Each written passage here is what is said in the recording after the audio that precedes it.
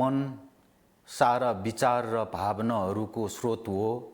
यसलाई प्रयोग गर्न जाने शान्ति र आनन्द मिल्छ, नजाने दुःखै दुःखले घेर्छ। सम्पूर्ण दर्शकवृन्द, लासो फ्याफुल्ला नमस्कार। धर्म टेलिभिजनको विशेष कार्यक्रम तामाङ दाजङ हेरिरहनुभएका सम्पूर्ण दर्शक महानुभावहरूलाई हार्दिक स्वागत गर्न चाहन्छु। कार्यक्रम प्रस्तुता म जनकथिङ तामाङ। आज यस दाजङ कार्यक्रममा विशेष गरी हाम्रो संस्कार संस्कृतिलाई उजागर गर्ने उद्देश्यले यो कार्यक्रम सञ्चालित गरिएको हो।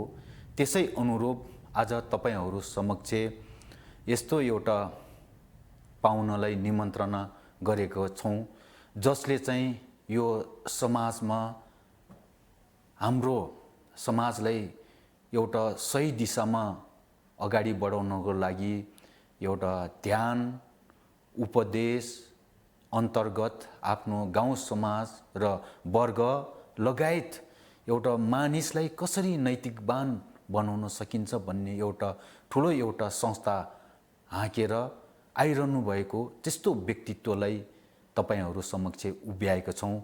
उहाँ हुनुहुन्छ राजयोगी ब्रह्मकुमार रामसिंह अय्यर। उहाँलाई यस कार्यक्रममा म हार्दिक स्वागत गर्न चाहन्छु। लासो फ्याफुल्ला नमस्कार। ओम शान्ति नमस्कार। हजुर धन्यवाद। हजुर नामैले राजयोगी ब्रह्मकुमार सिंह, ब्रह्म विज्ञान जान्नलाई धेरै कठिन छ भन्ने कुरा मैले सुन्नमा आइरहेको छु। विशेष गरी ब्रह्मज्ञानी मान्छे एउटा सतो गुणले युक्त हुन्छ र त्यसमा पनि सतो रजोगुण र तमोगुण मध्येमा सबैभन्दा सर्वश्रेष्ठ चाहिँ सतोगुणको त्यो पनि ब्रह्मज्ञानी हुन्छन् र ब्रह्मज्ञानी मान्छेहरू पाउनलाई धेरै कठिन अथवा दुर्लभ छ भनिन्छ।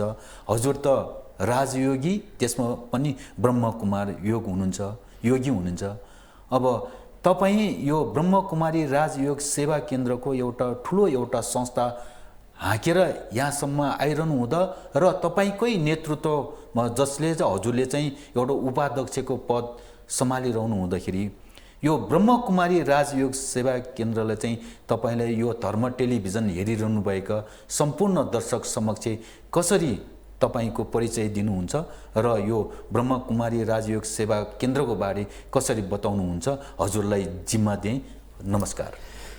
धन्यवाद जनकजी। वास्तवमा ब्रह्मज्ञान भन्दा पनि ईश्वरीय ज्ञान भन्नु उचित होला। परमात्मा भगवानले जुन हामी मनुष्य आत्मालाई ज्ञान दिनुहुन्छ त्यो ज्ञानले सहज रूपमै मानिसलाई एउटा बहुतै नैतिकवान गुणवान चरित्रवान बनाउन सक्दछ।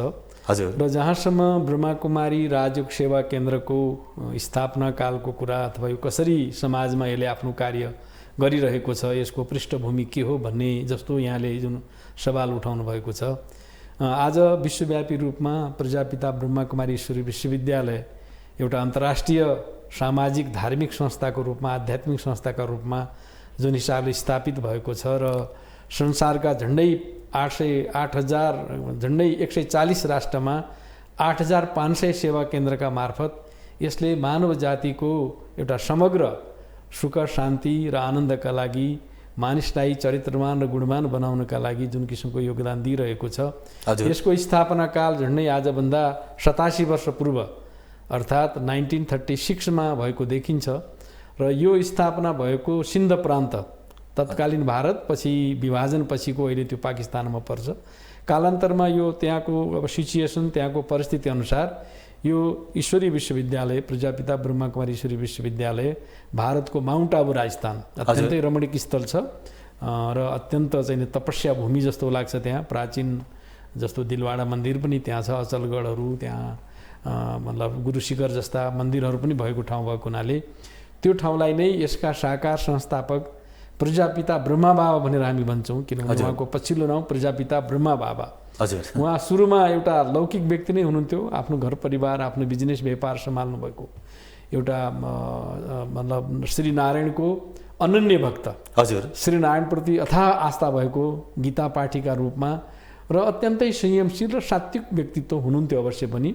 हजुर। तर प्रवृत्तिमा हुँदाहुँदै उहाँ अब के भने एउटा राजा महाराजासँग उहाँको जुन सम्बन्ध थियो, हिरामोतीको व्यापार गर्नुहुन्थ्यो र नेपालमा तत्कालीन नेपालका राजा महाराजासँग पनि उहाँको सम्बन्ध थियो र यस्तो मतलब एउटा धनाढ्य बिजनेसम्यान हुँदाहुँदै पनि, हिरामोतीको व्यापारी हुँदाहुँदै पनि उहाँ सुरुदेखि नै ईश्वरप्रति आस्थावान, एउटा सात्विक प्रवृत्तिको र गीताको अत्यन्त धुरन्धर पाठी, चाहे जस ट्रेनमा चढ्नु परोस्, चाहे कसै व्यक्तिमा भेट्नु परोस्, र आफ्नो खानपानमा बहुतै सात्विक त्यस्तो प्रवृत्तिको व्यक्तित्व हुनुहुन्थ्यो। र 1937मा उहाँको जीवनमा एउटा नयाँ परिवर्तन आयो। त्यो नयाँ परिवर्तनमा उहाँलाई एउटा दिव्य साक्षात्कारहरू भए। हजुर, जस्तो कि यो कलियुगी दुनियाँको विनाश भइरहेको अवस्था देख्नुभयो उहाँले, विभिन्न प्रकारको प्राकृतिक प्रकोपहरू, अनेक प्रकारका चाहिने बमहरू फटिरहेको र मानिसहरू आपसमा लडेर मरिरहेको, यस्तो दृश्य देख्दाखेरि कसले मलाई यस्तो किसिमको साक्षात्कार गराउँदैछ भन्ने उहाँको मनमा एउटा चिन्तन चल्यो। त्यो के अलौकिक रूपमा? अलौकिक रूपमा, यसो बस्दा बस्दै भिजनरी भन्छ त्यो साक्षात्कारको, त्यस्तो साक्षात्कार उहाँले गर्नुभयो। र त्यसको लगत्तै फेरि उहाँलाई एउटा यस्तो विष्णु चतुर्भुजको साक्षात्कार भयो। त्यो विष्णु चतुर्भुजले उहाँलाई के भन्यो भने अहम चतुर्भुजम विष्णुम तत्त्वम भन्ने वरदान दिएपछि कसले मलाई यस्तो कृपा गरिरहेको छ भन्ने किसिमको कुराहरू भयो। र त्यसले गर्दा उहाँको चिन्तनधारा अलिकति गहिराइमा गयो। हजुर, के हो त, म यो बिजनेस गर्दैछु, व्यापार गर्दैछु, तर मलाई यो कुन शक्तिले यस्तो अलौकिक कुराहरू दिइराख्नु भएको छ भन्ने किसिमको उहाँलाई एउटा चिन्तन चल्यो। र उहाँ अब गुरुमाथि धेरै आस्थावान, उहाँले आफ्नो जीवनकालमा 12वटा गुरु गर्नुभएको थियो। हजुर, र लास्ट गुरु उहाँ जब थियो त्यतिखेर लास्टमा उहाँलाई यो साक्षात्कार हुँदै थियो, अलिकति वैराग्य वृत्तिको पैदाइस थियो। हजुर, त्यही बिचमा एउटा ठुलो सत्सङ्ग उहाँले आफ्नो घरमा गरिरहेको बेलामा एउटा अनुपम घटना थियो, ऐतिहासिक घटना। उहाँ सत्सङ्ग चलिरहेको थियो, उहाँ उड्दै गएर आफ्नो रुममा जानुहुन्छ, कोठामा, र कोठामा गएपछि किन आज बाबा यसरी चाहिँ भनौँ न गुरुको त्यहाँ प्रवचन चलिरहेको छ, त्यो प्रवचनलाई छोडेर उहाँ आफ्नो कोठातिर किन जानुभयो भन्दाखेरि उहाँको लौकिक जो बहु हुनुहुन्थ्यो, बुहारी, उहाँले फलोअप गर्दाखेरि कोठामा जाने बित्तिकै उहाँलाई कोठामा एकदम अलौकिक साक्षात्कार, कोठाको वातावरण एकदम लाल लाल वातावरण भएको छ, यति साइलेन्सको पावर छ त्यहाँ। हजुर, उहाँको बहु पनि अगाडि बस्नुभयो थपक्कै। केही छिनपछि पर उहाँको मुखबाट 3वटा शब्दहरू आए, निजानन्द स्वरूपम शिवहम शिवहम, प्रकाश स्वरूपम शिवहम शिवहम, शक्ति स्वरूपम शिवहम शिवहम। हजुर, त्यो चाहिँ स्वतः स्फूर्त स्वस्फूर्त उहाँको मुखबाट आइरहेको छ। हजुर, र उहाँको आँखा बन्द छ। एकछिनपछि उहाँ यसो आउनुहुन्छ, उहाँलाई आफै अचम्म लाग्छ, कुन शक्ति होला त्यो, कुन दिव्य हो त्यो शक्तिले मलाई यस्तो किसिमको साक्षात्कार गरायो कि यसपछि तिमीले यो संसार। अनि केही छिनपछि उहाँले के देख्नुभयो भन्दा माथिबाट सिताराहरू, के साना साना ताराहरू धरतीमा आइरहेका छन्, र कोही देवी देवता बनेको छ, कोही केही कृष्ण बनेको छ। यस्तो दुनियाँ तिमीले बनाउनुपर्छ भन्ने त्यो ज्योतिले, त्यो प्रकाशले उहाँलाई मतलब एउटा आदेश दियो। अब त्यो कुनै लाइट थियो, कुनै माइट थियो, मैले कसरी बनाउने भन्ने उहाँको चिन्तन चल्यो। इतिहास लामो छ, अब यो धेरै छोटो समयमा हामीले पुरै इतिहास भन्न सक्दैनौँ। त्यसपछि उहाँले आफ्नो सारा व्यापार कारोबार समेटेर अनि पूर्ण रूपमा उहाँको सत्सङ्ग चल्यो। र त्यो सत्सङ्ग मार्फत उहाँको मुखारबिन्दुबाट यो चाहिँ ऐतिहासिक घटना के थियो भन्दा, त्यो उहाँको मुखारबिन्दुबाट त्यो परम ज्योति, परम प्रकाशमय स्वरूप सत्यम शिवम सुन्दरम परमात्माले उहाँको माध्यमबाट अब गीताको सत्य ज्ञान, राज्यको शिक्षा, मनुष्य आत्मालाई आत्माको ज्ञान, मनुष्य कस्तो बन्नुपर्छ, कस्तो किसिमको आचरण धारण गर्नुपर्छ भन्ने अत्यन्तै उच्च कोटिका सिद्धान्तहरू, ज्ञानहरू उहाँको मुखबाट निक्लिन लाग्यो। त्यसले गर्दाखेरि एउटा सत्सङ्ग बन्यो। त्यो सत्सङ्गको त्यतिखेरको नाम ओम मण्डली थियो। तर त्यो ओम मण्डली बिस्तारै बढ्दै बढ्दै बढ्दै गएर एउटा ठुलो सङ्गठन बन्यो। पछि जब भारत र पाकिस्तानको विभाजनपछि त्यो संस्था माउन्ट आबुमा आएपछि अनि यो प्रजापिता ब्रह्माकुमारी ईश्वरीय विश्वविद्यालयका नामबाट स्थापित भयो। र हुँदै गर्दा अनि त्यसपछि भारतका विभिन्न ठाउँमा सेवा केन्द्रहरू खुले। र त्यही क्रममा अब विदेशतिर पनि जब यसको सेवा केन्द्रहरू खुल्यो, त्यो परिवेशमा अब हाम्रो नेपालमा 2023 सालमा पहिलो पटक यो प्रवेश गरेको देखिन्छ। तत्काल चाहिँ केवल सन्देशका रूपमा। र 2026 सालदेखि राम्रै गरी स्थापना भयो। र अहिले झन्डै 56 भनौँ 55 वर्षको दरम्यानमा नेपाल धरतीमा पनि यो ब्रह्माकुमारी राजयोग सेवा केन्द्रका नाउँबाट सारा मुलुकमा 2टा जिल्ला मात्रै बाँकी छन्, 77मा अरू सबै जिल्लामा ब्रह्माकुमारीजीका आश्रमहरू छन्, सेवा केन्द्रहरू छन्। यसले जुन किसिमको शिक्षा समाजलाई दिइरहेको छ, त्यसले गर्दाखेरि हाम्रा नेपालका दाजुभाइ दिदीबहिनीहरू चाहे तराईका हुन्, चाहे पहाडका हुन्, चाहे हिमाली भेगका हुन्, चाहे पूर्वका हुन्, चाहे पश्चिमका हुन्। हाम्रो विभिन्न संस्कृति छ, विभिन्न मान्यता छ, विभिन्न हाम्रो फेथहरू छन्। ती सबैका बिचमा एउटा समन्वयको भूमिका, सबैप्रति एउटा सद्भावको भावना र सबैलाई भातृत्व भावको पाठ पढाएर यसले चाहिँ अहिले सबैलाई बहुत सुन्दर ज्ञान दिइरहेको छ। र नेपालमा पनि झन्डै 1500 जस्ता सेवा केन्द्र, त 700 जति सेवा केन्द्रहरू छन्। अरू साना साना गीता पाठशाला, साना साना चाहिँ मतलब यो युनिट क्लासहरू गरेर झन्डै 1500 जतिको स्थानबाट चाहिँ यसले निःशुल्क रूपमा निस्वार्थ भावले, निष्काम भावले सबै समुदायका, सबै व्यक्तिका, सबै धर्मका मानिसहरूलाई समेटेर आफ्नो कार्य गरिरहेको छ। र अझ विश्वव्यापी रूपमा महत्त्वपूर्ण भनाइ राखिदिनु भयो। यहाँलाई धेरै धेरै धन्यवाद। हजुरले यो पूर्व भनाइमा पनि राखिदिनु भयो, मानव जातिलाई, विशेष गरी चाहिँ मानव जातिलाई कस्तो खालको कर्म चाहिँ अवलम्बन गरेको खण्डमा नैतिकवान, चरित्रवान हुन सक्छ त सर? यो संसार भनेको कर्मक्षेत्र हो, कर्मभूमि हो। त्यसैलाई कर्मक्षेत्रीय, धर्मक्षेत्रीय भनिन्छ। यो संसार भनेकै कर्म गर्न भनेर हामी संसारमा अवतरित भएका छौँ। कर्म नगरिकन कोही पनि बच्न सक्दैन। हजुर, अब बुद्ध धर्मले पनि कर्म हेतु फल भनेर भनिन्छ। अवश्य गीताले पनि कर्म अनुसारको फल भन्छ, बाइबलले पनि जस्तो कर्म गरिन्छ त्यस्तै, जस्तो रोपिन्छ त्यस्तै प्राप्त हुन्छ भन्छ। विज्ञानले पनि एभ्री एक्सन इक्विलेन्ट अपोजिट रिएक्सन भन्छ। यो कर्म भनेको मूल कुरा हो। हजुर, मूल कुरा। त्यसैले मूल कुरा कर्मणो गहना गति भन्छ। कर्मको गति बहुतै गहन छ। त्यसैले हामी संसारमा आइसकेपछि, हामी मनुष्य आत्माहरू संसारमा यो देहमा, यो शरीरमा आएपछि यो कर्मभूमिमा जब कर्म गर्छौँ, कर्म गर्दाखेरि हामीले धेरै ख्याल गर्नुपर्ने हुन्छ। त्यसैले कर्म, अकर्म, विकर्म भन्छ। हामीले निस्वार्थ भावले, निष्काम भावले, सबैको कल्याण र भलो चिताउने भावले, कुनै पनि लोभ लालच नराखिकन सबै सर्वहिताय, सर्वकल्याणार्थ भन्ने जुन मनस्थिति छ, त्यो मनस्थितिका आधारमा जब हामीले सुकर्म गर्छौँ अथवा राम्रा कर्म गर्छौँ, जुन कर्मले स्वयं पनि सुखी बन्छ, अरूलाई पनि सुख दिन्छ। कदाचित मैले गरेका कर्मबाट, मैले गरेको व्यवहारबाट कसैको थिचोमिचो नहोस्, कसैले दुःख नपाउन्, कसैलाई अशान्ति नहोस्, कसैको अधिकार नछिनियोस्, कसैको मनमा चोट नपुगोस्, कसैको मनमा चोट नपुगोस्, कसैको धन सम्पत्तिमाथि लोभ लालच नहोस्। यस्तो हिसाबले एउटा निष्काम भावले, निस्वार्थ भावले मेरो पनि कल्याण, उसको पनि कल्याण, सबैको भलो होस्, सबै बचुन्, सबै खाउन्, सबै लाउन्, सबैको उन्नति होस्, सबैको प्रगति होस् भन्ने एउटा सदाशयता कि सबैप्रति एउटा मानवीय व्यवहार, प्रेमको व्यवहार, स्नेहको व्यवहारले जब हामी कर्म गर्छौँ, कुनै कामना नराखिकन, कसैबाट एक्सपेक्टेसन उसले मलाई दिएपछि गरौँला भन्ने होइन। मैले आफ्नो तर्फबाट हरेकको भलो गर्नुपर्छ, हरेकको चाहिँ नि राम्रो गर्नुपर्छ। मेरो वचनबाट, मेरो कर्मबाट, मेरो व्यवहारबाट, मेरो सङ्कल्पबाट, इभन मेरा विचारबाट कसैलाई दुःख नपुगोस्, कसैलाई गलत नकारात्मक भाइब्रेसन नजाओस् भन्ने किसिमको एउटा सूक्ष्म स्वयंमा संयमशील भएर, यो धैर्यवत भएर यो संसारको सबैले सुख पाउन्, संसारमा कोही रोगी नहोस्, सर्वै भवन्तु सुखिन, सर्वै सन्तु निरामय, सर्वै भद्राणि पश्यन्तु, मा कसित दुःख भाग होइन भन्ने जुन भावना छ, मूल भावना हाम्रो सनातन धर्मले, किन धर्म भनेकै के हो त? सबैलाई सुख दिने हो नि धर्मको काम। धर्मले आपसमा विवाद गर्ने, आपसमा हिंसा गर्ने, आपसमा लडाइँ गर्ने, झगडा गर्ने, तेरो मेरो भनेर धर्मको नामबाट चाहिँ एकअर्काप्रति घृणाको भावना, एकअर्काप्रति नफरतको भावना, एकअर्काप्रति चाहिँ तेरो धर्मभन्दा मेरो धर्म ठुलो भनेर उच निचको भावना फैलाउने कुरो होइन। यो धर्म टेलिभिजन भनेकै, धर्म भनेको धारयति इति धर्म भन्छ। राम्रा गुणहरूको, राम्रा मतलब मर्यादाहरूको, मूल्यहरूको, राम्रो चरित्रको, राम्रो एउटा संयमशील र स्वअनुशासित जीवन बनाउने भनेकै धर्म हो। यस्तो धर्मसहितको कर्म गर्यो भने त्यो कर्म सुकर्म बन्छ। त्यो सुकर्मले वर्तमान जिन्दगीमा पनि हामीलाई सुख दिन्छ, वर्तमान जिन्दगीमा पनि हामी भित्रबाट खुसी रहन्छौँ। गलत कर्म गरेर मानिसले जतिसुकै लुकाए पनि भित्र के हुन्छ त? जहाँ ईर्ष्या हुन्छ, जहाँ द्वेष हुन्छ, जहाँ लोभ हुन्छ, जहाँ कसैप्रति शत्रुताको भावना हुन्छ, कसैको खाउँ कसैको लाउँ भन्ने किसिमको भावना हुन्छ, र कुनै ख्यालै नगरिकन, विवेक नपुर्याइकन जब हामीले कर्म गर्छौँ, त्यो स्वार्थभावपरत, स्वार्थपरत, लोभ लालच, मोह ममता, ईर्ष्या, अहङ्कार आदि इत्यादिबाट मेरै मात्रै होस् भन्ने किसिमले आफ्नै जिद्दी र आफ्नै कुरालाई मात्रै अगाडि राखेर जब मानिसले कर्म गर्छन्, त्यो दुष्कर्म बन्छ। हजुर, महत्त्वपूर्ण भनाइराखिदिनु भयो। यहाँलाई धेरै धेरै धन्यवाद। हामी छोटो ब्रेक लिन्छौँ, त्यसपछि कुराकानीलाई निरन्तरता दिनेछौँ। नमस्कार। हवस् त।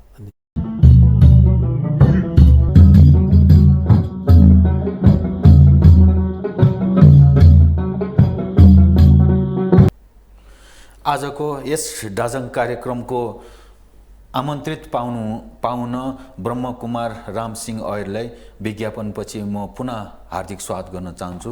नमस्ते। धन्यवाद।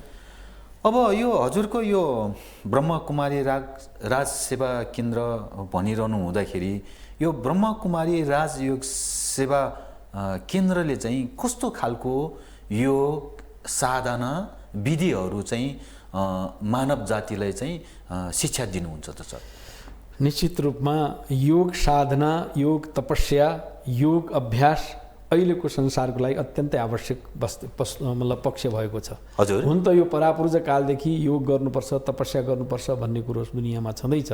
हजुर। त्यसमध्ये पनि अहिलेको जुन तनावपूर्ण मनस्थिति भएको अवस्थामा, अहिले अशान्त वातावरण भएको अवस्थामा, विश्वव्यापी रूपमा मानिसहरू दुखी, पीडा, रोग, भोकले तडफिरहेको अवस्थामा हजुर अब योगको के भूमिका हुन्छ, कस्तो किसिमको योग मानिसलाई चाहिएको छ भन्ने पक्षमा ब्रह्मकुमारी राजयोग सेवा केन्द्रले अत्यन्तै महत्त्वपूर्ण विधि विधानहरू तयार गरेको छ। हजुर। यो योगको अभ्यास गर्नुभन्दा पूर्व एउटा महत्त्वपूर्ण ज्ञानको आवश्यकता पर्छ। ज्ञानको सर्वप्रथम ज्ञानको आवश्यकता ज्ञानै चाहियो। ज्ञान प्रकाश नभइकन अन्धकारमा केही पनि काम गर्न सकिँदैन। अन्धकारमा त ठोकिन्छ, यता जान्छ, उता हुन्छ, अन्यल अवस्था हुन जान्छ। त्यसैले यसले के ज्ञान दिन्छ भन्दा, हे मनुष्य आत्मा, सर्वप्रथम त आफूलाई देह नसम्झ। यो देहमा बस्ने चैतन्य जो ऊर्जा हो, शक्ति, हजुर, जसलाई आत्मा भनिन्छ, चेतना भनिन्छ, कसैले रूह भन्छन्, कसैले सोल भन्छन् आफ्नो भाषामा। सबभन्दा पहिले संसारका सबै नरनारीहरूलाई, चाहे जुनसुकै धर्मको होस्, जुनसुकै जातिको होस्, जुनसुकै वर्गको होस्, त्यससँग सरोकारको विषय छैन। वसुधैव कुटुम्बकको जुन भावना छ, त्यो भावनाले हामी संसारका सबै नरनारीहरू आफैमा एउटा चैतन्य ऊर्जा, चैतन्य शक्ति, मन बुद्धि संस्कार सहितको एउटा शक्ति हुँ भन्ने ज्ञान दिन्छ।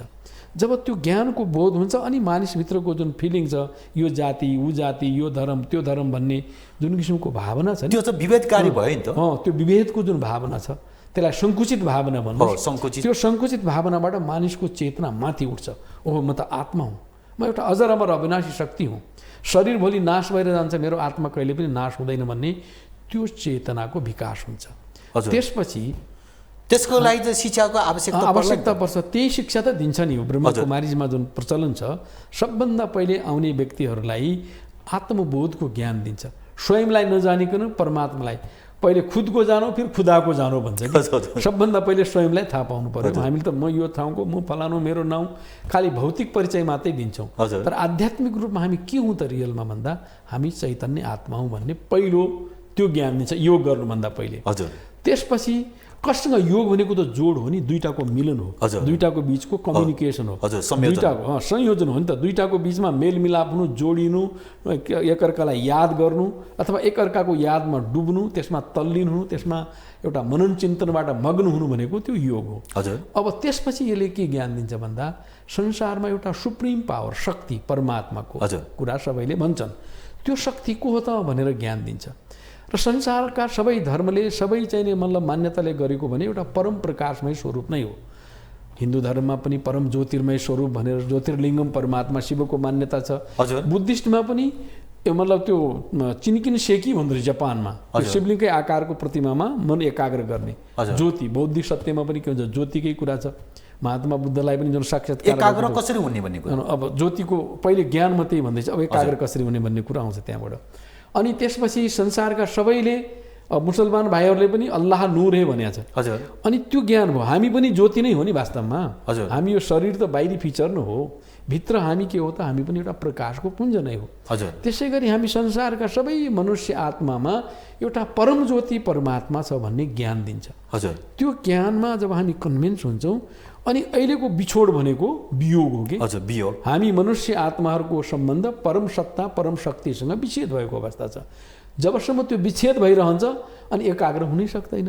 अनि त्यसपछि शक्ति, ऊर्जा जबसम्म एकाग्र हुँदैन अनि शक्ति त प्राप्त गर्न सकिँदैन। त्यसैले हामीलाई चिन्तनमा के दिन्छ भन्दा, सबभन्दा पहिले तपाईँ स्वयंलाई आत्मा सम्झिनुहोस्। म निधारको बिचमा एउटा प्रकाशको पुञ्ज बसेको छु।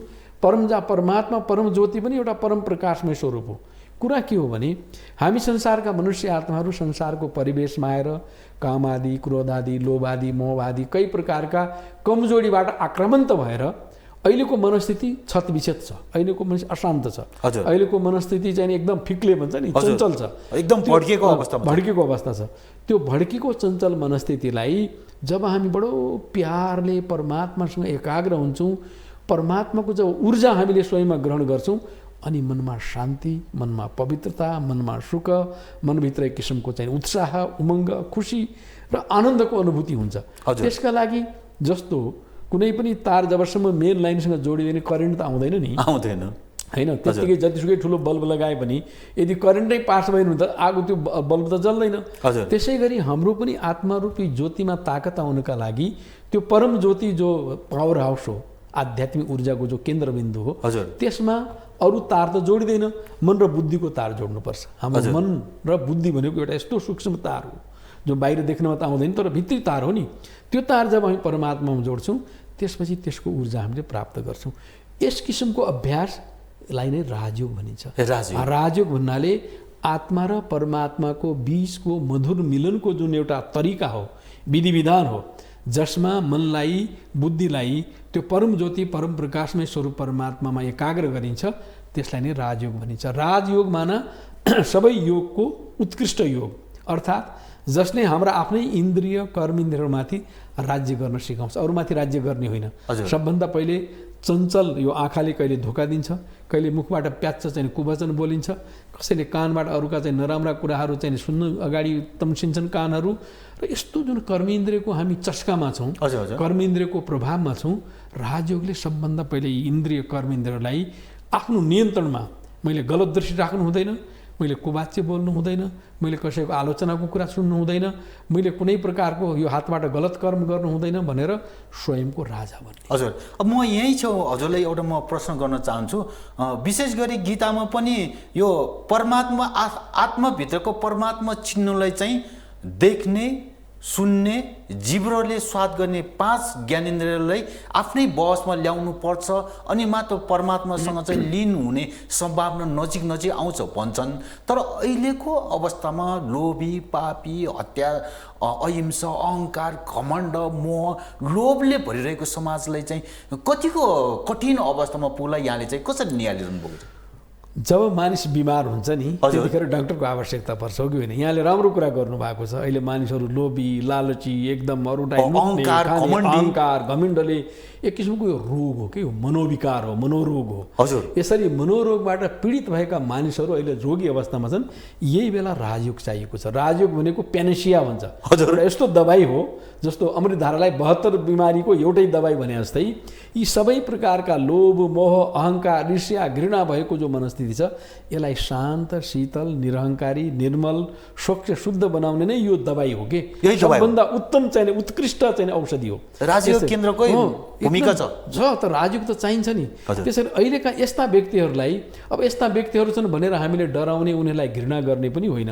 डाक्टरले कहिले पनि रोगीलाई घृणा गर्दैन। क्यान्सरको पीडित हुन्छ, कुनै कस्तो गन्दा रोगबाट पीडित हुन्छ, तर डाक्टरले उसको पनि बडो प्यारसँग ट्रिटमेन्ट गर्छ, राम्रैसँग ट्रिटमेन्ट गर्नु। त्यसै गरी तपाईँ हामी जो राजयोग अभ्यास गर्ने, धर्म मार्गमा चलेका, जो धर्मको जिम्मा लिएर अगाडि बसेका छौँ, राजयोग साधनाबाट स्वयंमा पनि शान्ति, विश्वमा पनि शान्ति भन्ने, शान्तिको स्थापना गर्ने भन्ने जुन एउटा जिम्मेवारी बोकेको महसुस गर्छौँ, हाम्रो कर्तव्य पनि यस्तै व्यक्तिहरू, अहिलेको समाजमा भएका यस्ता चाहिँ अहङ्कारी, यस्ता चाहिँ निर्मम भएका, लोभी भएका, लालची भएका यी रोगी व्यक्तिहरूलाई बडो प्यारसँग, बडो स्नेहसँग, बहुत राम्रो चेतनासँग, शुभ भावना, शुभकामना, कहिलेकाहीँ के हुन्छ भने हाम्रो मनको जो सशक्त मनस्थितिले जुन भाइब्रेसन हामीले दिन्छौँ नि, तरङ्गहरू फैलाउँछौँ, त्यो तरङ्गले यस्ता दुखी अशान्त मानिसहरू पनि शान्त बन्छन्। जस्तो उदाहरणको लागि गौतम बुद्धको पालामा बुद्ध जब त्यो अङ्गुलीमार डाकु, जसले दैनिक रूपमा मानिसलाई मार्ने गर्थ्यो, अङ्गुली काटेर चाहिँ माला लगाउँथ्यो, उसका आफू डाइरेक्ट जानुभयो। जबकि अरूले सम्झाए, महात्मा तपाईँ त्यहाँ जाँदै हुनुहुन्छ, त्यो खुङ्खार मानिस दिनका दिन मार्ने त्यस्तो डाकालाई तपाईँ फेरि त्यहाँ गएर आफ्नो प्राण किन चाहिँ नि हत्या गर्दै हुन्छ आफै? उहाँले होइन, मसँग त्यो, म त्यसलाई सम्झाउँछु भनेर जानुभयो। वास्तवमा त खुडा लिएर मार्नै आएको हो नि त। तर महात्मा बुद्धमा जुन भाइब्रेसन थियो, जुन आध्यात्मिक ऊर्जा थियो, जुन आध्यात्मिक शक्ति थियो, जुन बौद्धिक शक्तिको ज्ञान थियो, उहाँको साधना थियो, उसको खुडा माथिको माथि नै भयो, त्यो खुडा तल झुक्छ, खुट्टामा परेर उसले के गर्छ त, आफूलाई चाहिँ दण्डवत गरेर त्योबाट चाहिँ परिवर्तन हुन्छ। हजुर त्यस्ता खुङ्खार मनस्थितिका मानिसलाई पनि कुन शक्तिले परिवर्तन गर्यो भन्दा आध्यात्मिक शक्तिले परिवर्तन गर्यो नि। हजुर त्यसरी अहिलेको यो एकदमै संसारमा जुन पिल्सिएको अवस्था, क्रोधको, आक्रोशको, अशान्तिको, लोभ लालचको, घमण्ड र अहङ्कारको, एकदम दम्भको जुन मनस्थिति छ, हजुर यो मनस्थितिलाई अब हामीले गाली गरेर या उनीहरूलाई घृणा गरेर या उनीहरूको प्रतिवाद गरेर भन्दा पनि महात्मा बुद्धले त्यस्तो चाहिँ अङ्गुलीमाललाई परिवर्तन गरे जस्तै तपाईँ हामी धर्ममा चल्ने, राजयोग गर्ने मानिसहरूको मनस्थिति यति शान्त, यति शीतल, यति शक्तिशाली, यति शुभ हुनुपर्छ जसले गर्दा त्यस्ता खुङ्खार मनस्थितिका मानिसलाई पनि एउटा नयाँ चेतनाको बोध गराउँछ र उनीहरूको जीवनमा नि परिवर्तन अवश्य हुन्छ। त्यसका लागि हामीमा त्यो दृढता, त्यो साहस, त्यो आन्तरिक चाहिँ मतलब भनौँ न एउटा मनस्थिति, त्यो शुद्धता चाहिँ चाहिन्छ। हजुर महत्त्वपूर्ण भनेको लागि धेरै धेरै धन्यवाद। अब छोटो ब्रेक लिन्छौँ, त्यसपछि कुराकानीलाई अगाडि बढाउनुहुन्छ।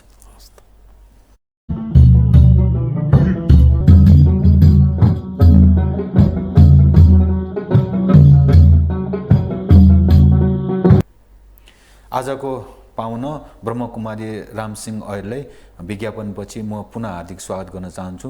नमस्कार। हस् त, धन्यवाद। हजुर अब विशेष गरी यो हजुरको यो ब्रह्मकुमारी राजयोग सेवा केन्द्र जुन भनौँ न ओम शान्ति भनेर विशेष गरी चिनिन्छ होइन, यो ओम शान्तिमा चाहिँ कस्तो खालको अनुयायी व्यक्तिहरूले चाहिँ यहाँ चाहिँ भनौँ न संलग्न हुन सकिन्छन् अथवा भनेर म भन्न चाहन्छु। ओम शान्ति अर्थात् ब्रह्मकुमारी राजयोग सेवा केन्द्र सबैका लागि ओपन छ हजुर। यसमा कुनै यो जाति, यो वर्ग, यो चाहिँ धर्म यो भन्ने छैन।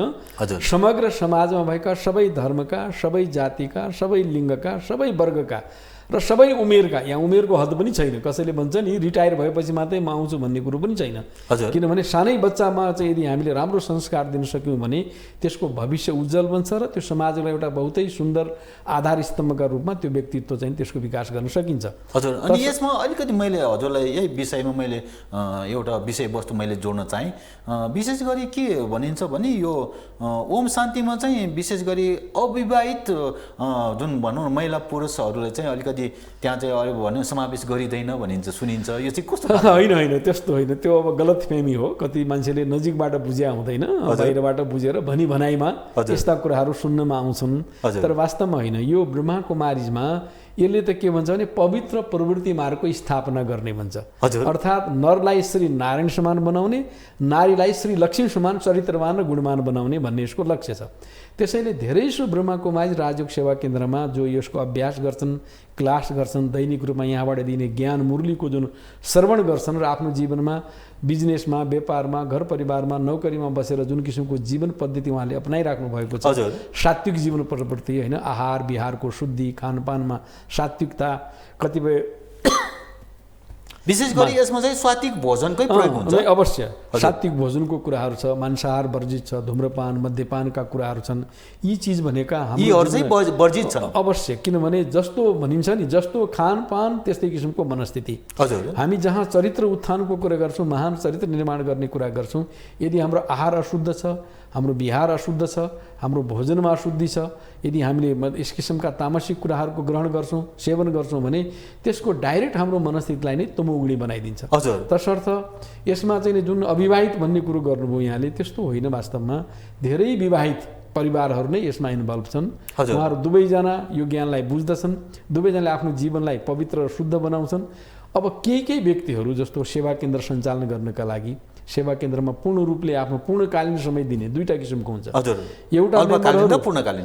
एउटा मेम्बर हुन्छ घर परिवारमा बस्ने, प्रवृत्तिमा बसेर आफ्नो कार्यव्यवहार पनि गर्ने र साथसाथै ब्रह्मकुमारी राजयोगबाट सेवा केन्द्रबाट दिइने ज्ञान र योगको शिक्षालाई पनि आफ्नो दैनिक जीवनमा धारण गर्ने, अभिन्न अङ्गका रूपमा त्यसलाई अपनाउने त्यो एउटा समूह छ भने अर्को सेवा केन्द्र सम्हाल्ने पनि त चाहिए नि। होइन, त्यहाँ सेवा केन्द्र सम्हाल्ने पूर्णकालीन त चाहिए।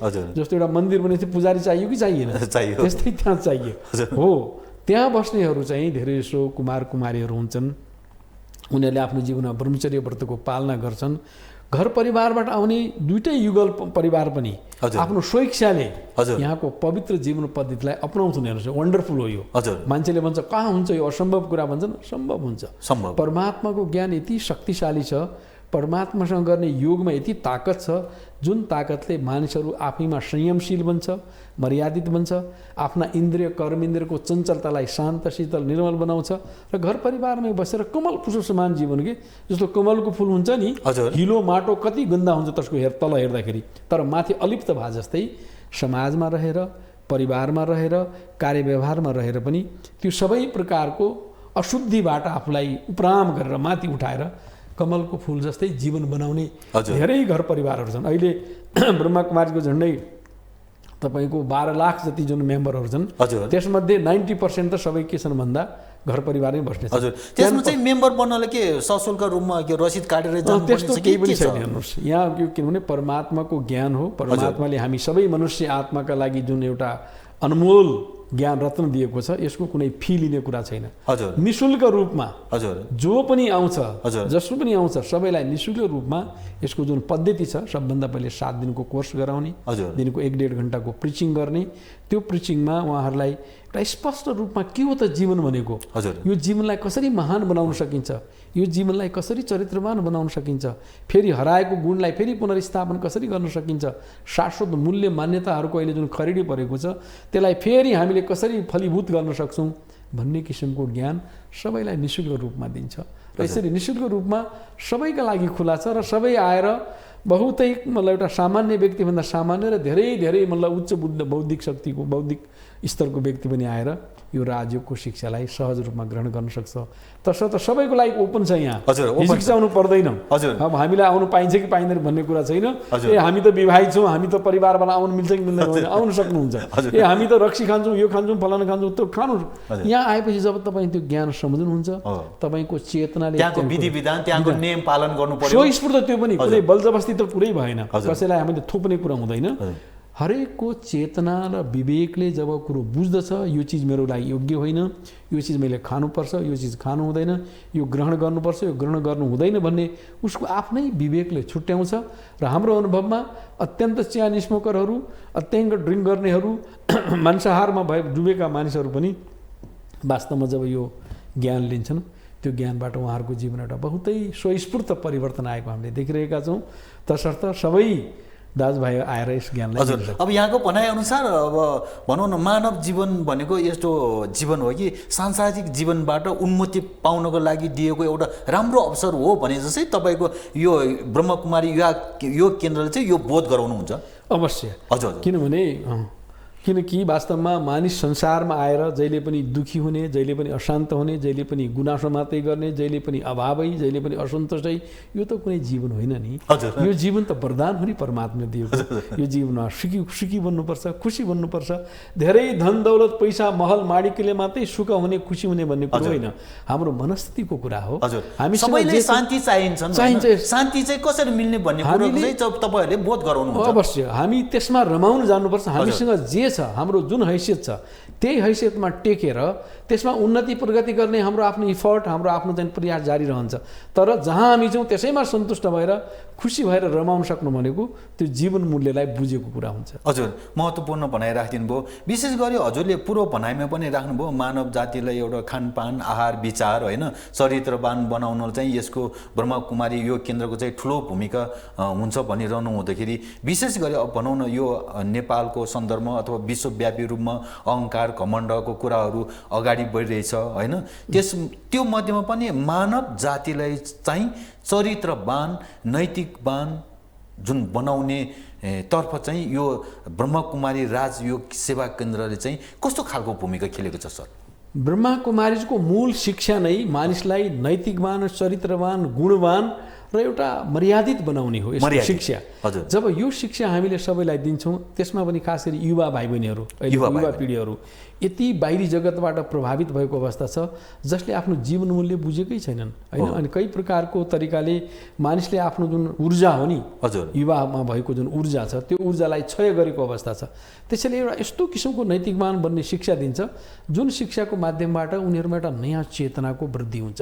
ओहो, मेरो वास्तविकता कुरो यो होइन, मैले जुन कुरो चाहिँ अप्नाइरहेको छु, जुन किसिमको व्यवहार गरिरहेको छु, जुन किसिमको बोली बोलिरहेको छु, यो त सर्वदा मेरो व्यक्तित्वलाई विकास गर्नुको सट्टा झन् व्यक्तित्वलाई यसले विनाश गर्ने काम गरिरहेको छ।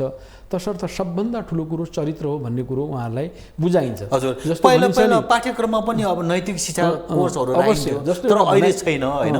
अहिले एउटा भनाइ पनि छ नि, जस्तो भनिन्छ नि, यदि धन गयो भने केही पनि गएन रे के, अलिकति स्वास्थ्य गयो भने केही गयो अरे, चरित्र गयो भने सबै थोक गयो भन्छ नि पहिलेको विद्याले। त्यही कुरो ब्रह्मा कुमारले चरित्र सबभन्दा ठुलो पुँजी हो। चरित्र भनेको सबभन्दा ठुलो एउटा उज्जवल नामाचार गर्ने कुरा हो। मान्छे जतिसुकै छन् दुनियाँमा, ठुलो धनी ठुलो चाहिने पदमा भए पनि यदि चुक्छ, बेइमानी गर्छ, चरित्रहीनको काम गर्छ भने you lost character, you lost all thing भने जस्तै। Yes, if character is lost everything is lost. चरित्र गुमायो भने सबै चिज गुमायो भन्छ नि, वास्तवमा त्यो सही हो।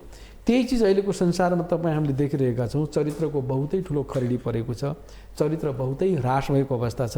मानिसले आफ्ना नैतिक मूल्यहरू, चारित्रिक मूल्यहरू, इमान्दारी, वफादारी होइन, एउटा पवित्रता, शुद्धता, स्वच्छता, दृष्टि वृत्तिमा सबैप्रति एउटा भातृत्व भावको जुन यस्तो किसिमको मनस्थिति, जुन किसिमको खलल भएको अवस्था छ, त्यसलाई पुनर्स्थापित गर्नका लागि ब्रह्मा कुमारले बहुतै सुन्दर ज्ञान दिन्छ र चरित्रमा एकदम अडिक बनाउने, सबल बनाउने, अखण्ड बनाउने किसिमको मनस्थिति पैदा गराइदिन्छ। त्यस्तो रामसिंह ऐयरज्यू, अब हामी छुट्टिने बेला आउँदैछ हैन। अब अन्तिममा यो धर्म टेलिभिजन देश विदेशबाट हेरिरहनु भएको सम्पूर्ण दर्शक समक्ष अब आफ्नो छिटफुट केही छ भने छोटो भनाइराख्न सक्नुहुन्छ। अब हामी छुट्टिँदैछौँ। हस् त, हाम्रा दर्शकवृन्दहरूलाई म विनम्रतापूर्वक के अनुरोध गर्न चाहन्छु भने अहिलेको संसारको जुन किसिमको परिवेश छ, सर्वत्र अशान्ति छ, सर्वत्र भएको र त्रासको वातावरण छ, मानिस मर्न र मार्नमा उतार भएको अवस्था छ, बमबारी भइरहेको अवस्था छ, हत्या हिंसा बढिरहेको अवस्था छ। त्यसैले यस्तो विकराल परिस्थितिका बीचमा तपाईँ हामीले फेरि यो मानव जातिलाई मानवताका रूपमा, भातृत्व भावका रूपमा स्थापित गर्नका लागि निश्चित रूपमा आध्यात्मिक ज्ञान, आध्यात्मिक शिक्षा, राज्यको साधना र एकअर्कालाई हेर्ने दृष्टिकोणमा एउटा आत्मा भाइ भाइको दृष्टिकोण, हामी यस संसारका सबै मानव आत्माहरू एउटै परमात्माका सन्तान हौँ, उदार चरिता नाम वसुदैव कुटुम्बकम भन्ने भावनाले हामी जब त्यस किसिमको चेतनाको विकास गर्छौँ, निश्चित रूपमा हाम्रो संसारको जुन दुर्दशा छ, अशान्ति छ, आपसमा लडाइँ झगडाको वातावरण छ, घृणा र नफरतको वातावरण छ, यी सबैबाट मुक्त भएर फेरि समाजलाई हामी एउटा शान्त, समृद्ध, सभ्य, हिंसामुक्त, धार्मिक सहिष्णुता र सबै धर्म, जाति, बहुमूल्य अनेक विविधतामा एकता कायम गर्न सक्छौँ, सद्भाव काम गर्न सक्छौँ। त्यसका लागि हामी ब्रह्माकुमारी राजयोग सेवा केन्द्रका तर्फबाट यहाँहरू सबैलाई ब्रह्माकुमारीले दिने जुन 7 दिनको क्लास छ, त्यो क्लासमा आफ्नो ठाउँमा सहभागी भएर आफ्नो जीवनलाई महान बनाउनुहोस्, उन्नत बनाउनुहोस्, चरित्रवान बनाउनुहोस्, गुणवान बनाउनुहोस् र साथसाथै सात्विक जीवन पद्धतिलाई जीवनमा अपनाएर तनावमुक्त र एकदमै बहुतै सुखद मनस्थिति बनाउनुहोस् भन्ने शुभकामना, शुभभावना दिन चाहन्छु। धन्यवाद। ओम शान्ति, ओम शान्ति। हजुर, आजको पाहुना ब्रह्मकुमारी रामसिंह ऐयरज्यूले आफ्नो महत्त्वपूर्ण समय यो धर्म टेलिभिजनमा दिनुभएर आफ्नो महत्त्वपूर्ण शुभ सन्देशहरू, ब्रह्मकुमारी राजयोग सेवाको केन्द्रको विस्तृत भनाइहरू राखिदिनु भयो। यहाँलाई धेरै धेरै धन्यवाद। आगामी दिनमा पनि यसरी नै फेरि भेटघाट गर्ने बाचा राख्दै हजुरबाट छुट्टिन चाहन्छौँ। हजुरलाई धेरै धेरै धन्यवाद। नमस्कार, धन्यवाद। सम्पूर्ण दर्शकवृन्द, आजको पाहुना रामसिंह ऐयर, ब्रह्मकुमारी राजयोग सेवा केन्द्रको उपाध्यक्ष र कार्यक्रम प्रस्तुता, हजुरहरूको सुख दुःखको साथी म जनकथिङ तामाङ पनि आजको कार्यक्रमबाट ओझेलमा पर्न चाहन्छु। सम्पूर्ण सबैलाई लासो फ्याफुल्ला नमस्कार। धर्म टेलिभिजन निरन्तर रूपमा हेरिरहनु होला।